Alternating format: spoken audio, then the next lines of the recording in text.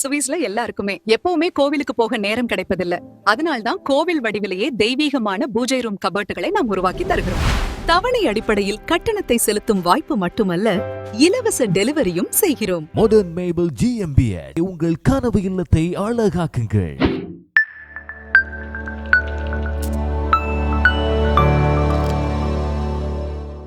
Hi, welcome to Swiss Tamil TV. அன்பான சொந்தங்களை மற்றும் ஒரு தகவல் அறிவோம் எபிசோட்ல சந்திக்கிறதுல ரொம்பவே சந்தோஷம். ஐரோப்பாவினுடைய பொருளாதார கட்டுப்பாட்டுல முன்னணியில எந்த நாடு திகழுது அப்படின்னு பார்த்தா சுவிட்சர்லாந்து தான். ஆனா அதனுடைய அரசு பட்ஜெட் கணிப்புகள் இருக்கு இல்லையா, பல ஆண்டுகளை எடுத்துக்கிட்டா ஒரு சுவாரஸ்யமான முரண்பாடு நிலவிக்கிட்டே இருக்கு. அதை நம்ம எல்லாருமே தொடர்ந்து கவனிக்கலாம். ஒவ்வொரு ஆண்டுமே மத்திய அரசு தன்னுடைய தேசிய பட்ஜெட்டை அறிவிக்கிற நேரத்துல பெரிய அளவில் பற்றாக்குறை இருக்கு அப்படின்னு எச்சரிப்பாங்க. இதனால அரசு செலவுகள் அதிகமா இருக்கு, இதை குறைக்கணும், அதற்கு சில திட்டங்களை தள்ளி போடணும், இல்லனா சில திட்டங்களை முற்றிலுமா நிறுத்தணும் அப்படின்னு சொல்லுவாங்க. ஆனா ஆண்டினுடைய முடிவில் வெளிவரக்கூடிய இறுதி கணக்குகளை பார்த்தா வேறொரு உண்மையை பிரதிபலிக்கும். பல நேரங்களில் எதிர்பாராத அளவில் அதிக இருப்பு, அதாவது சர்ப்ளஸ் பதிவாகும். இதற்கு முக்கிய உதாரணமா எடுத்துக்கிட்டா 2025ஆம் ஆண்டு எடுத்துக்கலாம். அதாவது சுவிஸ் பொது ஒளிபரப்பு நிறுவனமான RTS ஒரு தகவலை வெளியிடுது. அந்த ஆண்டுல சுமார் 815 மில்லியன் சுவிஸ் பிராங்க் பற்றாக்குறை இருக்கு அப்படின்னு அரசு கணிக்குது. ஆனா இறுதி கணக்கில 259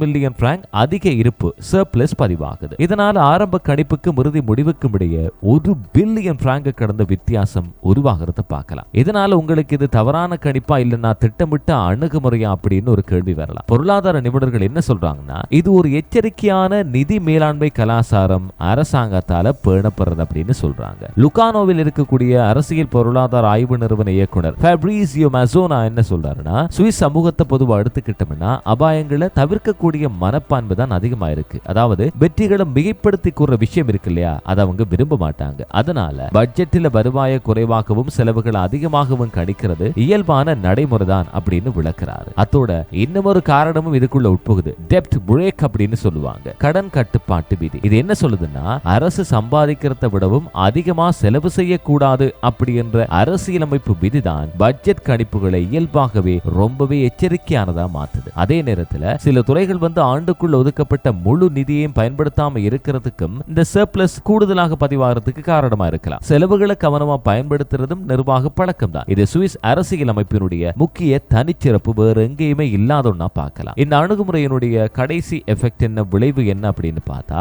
சுவிட்சர்லாந்து இன்னைக்கு ஐரோப்பாவிலேயே மிக குறைந்த பொது கடன் கொண்ட நாடுகள் ஒன்றா திகழுது. பல ஆண்டுகளா கடுமையான நிதி ஒழுங்க கடைபிடிக்கிறதான் இதற்கு முக்கிய காரணம் அப்படின்னு பரவலா சொல்லப்படுது. சுருக்கமா பேசினோம்னா, ஆரம்பத்துல பற்றாக்குறை அப்படின்னு உங்களுக்கு தோணலாம் இந்த பட்ஜெட் கணிப்புகள் எல்லாம். ஆனா இறுதியில வலுவான நிதி நிலைய இந்த பட்ஜெட் தான் உருவாக்குது. இந்த இக்கட்டான அணுகுமுறை தான் சுவிட்சர்லாந்து பொருளாதார ஒழுங்கில முன்னணி நாடாகவும் நிலைநிறுத்தி இருக்கு அப்படின்னு சொல்லலாம். இறுதியில இது பட்ஜெட் பற்றாக்குறையா இல்லைன்னா திட்டமிட்ட பாதுகாப்பா அப்படின்னு பார்த்தா இதுதான் சுவிட்சர்லாந்தினுடைய நிதி ரகசியமும் எச்சரிக்கையில் தான் வெற்றி என்பதையும் எடுத்து காட்டுது. மீண்டும் ஒரு எபிசோட் மூலமா சந்திக்கலாம். பாய்.